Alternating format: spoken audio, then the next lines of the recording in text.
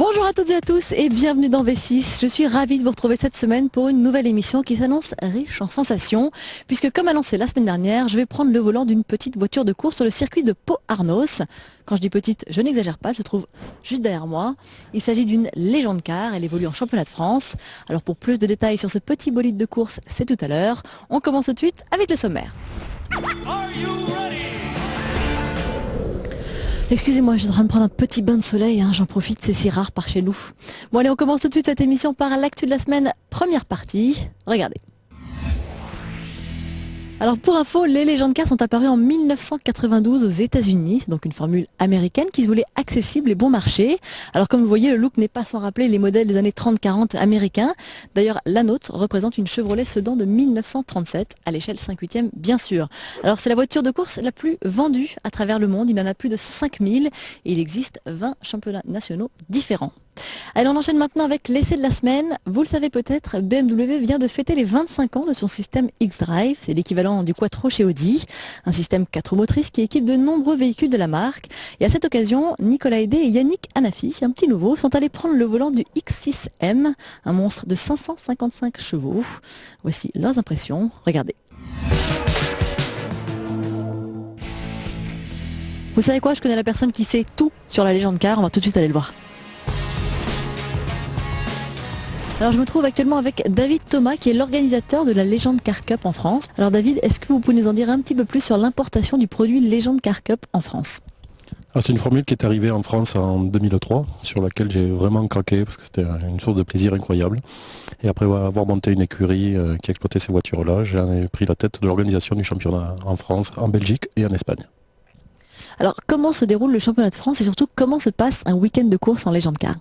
Alors on a 7 manches qui comptent pour le championnat, plus une manche hors championnat.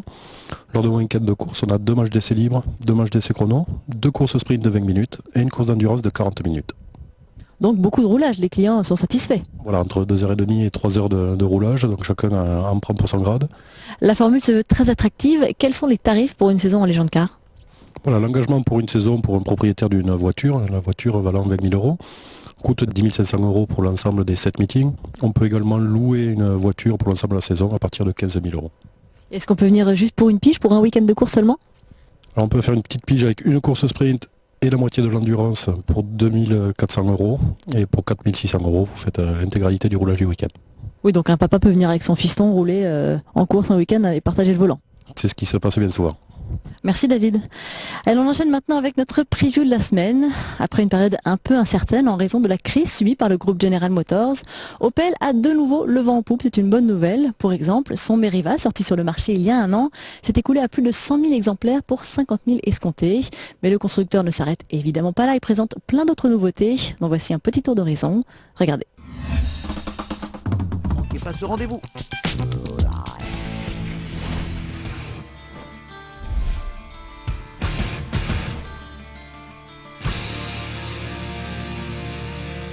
Allez, on passe maintenant à la présentation de ce petit bolide. On a investi une portion de circuit.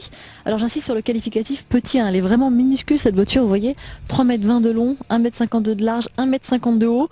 L'habitacle est hyper exigu, vous voyez, on met un siège baquet, un volant, un boîtier de démarrage, les pédales et roule ma poule.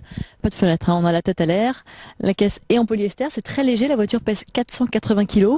Elle est équipée d'un moteur de moto, un Yamaha 1300 qui développe 150 chevaux, autant dire que le rapport poids-puissance est absolument excellent.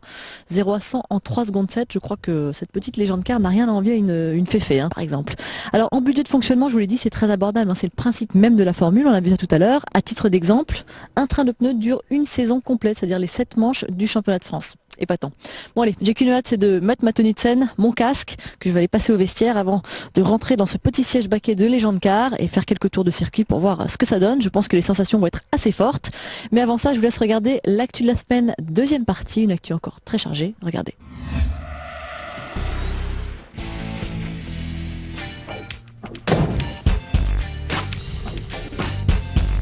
Ça suffit maintenant, je vais me changer. Il faut y aller.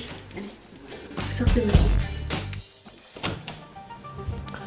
Voilà, j'ai revêtu mon bel habit de scène. Bon, je vous l'accorde, c'est un peu large, mais au moins, je serai très à l'aise pour piloter. Allez, on y va.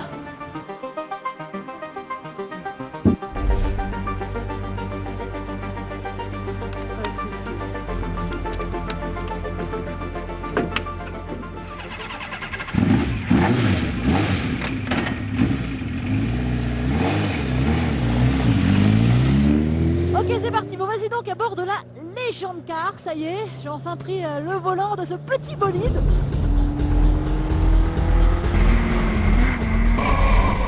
Alors le premier truc c'est vraiment le bruit en fait. Vous voyez là je roule vraiment tout doucement, je suis en seconde et pourtant il y a déjà beaucoup de bruit, beaucoup d'air dans l'habitacle.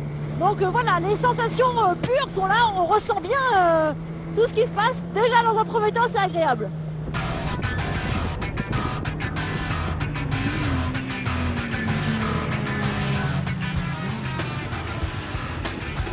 Alors, la direction elle est hyper souple, c'est vraiment étonnant. Je m'attendais à une direction un peu rigide et en fait je me rends compte que c'est d'une finesse extrême, donc je pense vraiment qu'il ne faut pas être trop incisif avec son volant. Sinon à mon avis ça pardonne pas vu la taille de la voiture, vous voyez. Comme c'est très court, on ne doit pas pouvoir non plus exagérer trop sur le survirage et sous-virage. À mon avis là ça ne pardonne pas.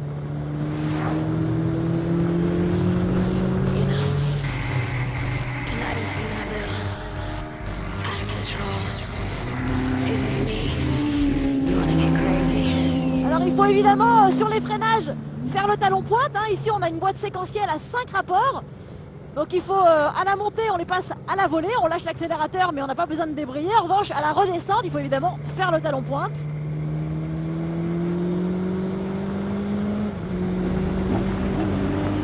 On se sent vraiment proche de tout ce qui se passe, quoi, de la mécanique, de chaque réaction dans le volant, dans la pédale. C'est très pur comme sensation.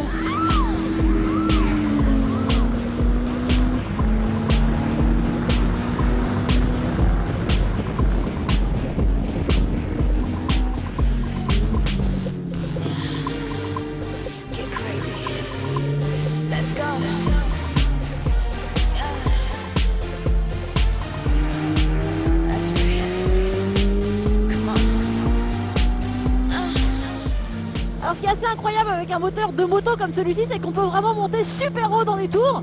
Sur une voiture de course, une auto, c'est vrai que normalement on peut prendre 7000, 7500 tours grand max, tandis que là on peut monter jusqu'à 9000 tours. Donc moi j'ai plutôt tendance à passer les rapports un peu trop tôt et je me rends compte que je peux pousser beaucoup plus la mécanique sans que ça l'esquinte. Alors j'insiste vraiment sur le fait que le pilotage de cette voiture est très fin. C'est vrai qu'il ne faut vraiment pas être violent, pas être brusque dans ses manœuvres, aussi bien sur les freins que sur la direction. Il faut être quand même très doux et c'est plutôt bien pour une fille comme moi. Ça me convient bien comme pilotage.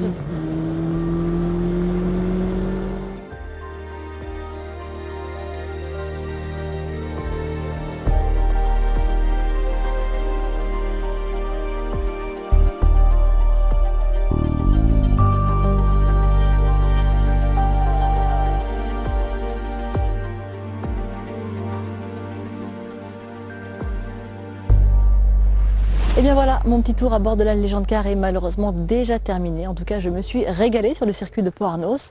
D'abord parce que c'est une voiture qui est très facile à prendre en main. Ensuite, il y a une petite dérive qui est très saine mais très amusante. Et puis surtout, ce sont de vraies sensations de pilotage pur. Et ça, c'est quand même très agréable. Allez, on termine cette émission par notre rubrique deux roues. Il va être question d'enduro. Cyril Després et Johnny Aubert, qui sont plusieurs fois champions du monde dans cette discipline, se sont rendus dans le Nord pour donner quelques conseils à des motards débutants. Et bien manifestement, ce coaching a porté ses fruits puisque l'un d'eux s'est retrouvé sur le podium de l'enduro du Touquet. Un reportage de Patrice Knanek. Regardez.